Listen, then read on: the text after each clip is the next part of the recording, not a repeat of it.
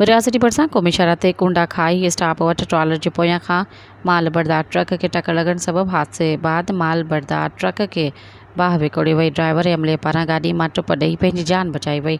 बाहि ते मुसाफ़िर ऐं आसपास जे ॻोठाण पहुची पंहिंजी मदद पाण ते ज़ाब्तो आणण जी कोशिश कई, पर बाहि सबबि ट्रक में लोड थियल लखनि रुपयनि जो सामान सड़ी राख थी वियो।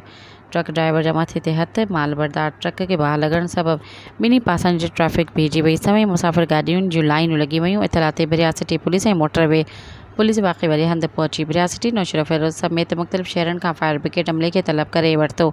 हादसे बाद माल बरदार ट्रक खे लॻल बाहि ते फायर ब्रिगेड जी 3 गाॾियुनि 2 कलाकनि बाद ज़ाब्तो आंदो वियो। इन सिलसिले में ट्रक ड्राइवर जो चवणु हो त क़ौमी शहर ते मरमती कमु हले पियो, जंहिं सबबि डबल गाॾियूं हलण करे क्रॉसिंग दौरान बस ड्राइवर जे टक्कर में ओवरटेक सबबि पोयां खां ट्रॉलर जो ट्रक खे ज़ोरदार टक्कर सबबि हादसो पेश आयो आहे। हादसे सबबि ट्रक जे हेठियां वारे हिसे खे ओचितो बाहि लॻी वई, जेका ॾिसंदे पूरी गाॾी खे लपेट में आणे छॾियो, जंहिं सबबि ट्रक में लोड थियल लखनि रुपयनि जो सामान सड़ी।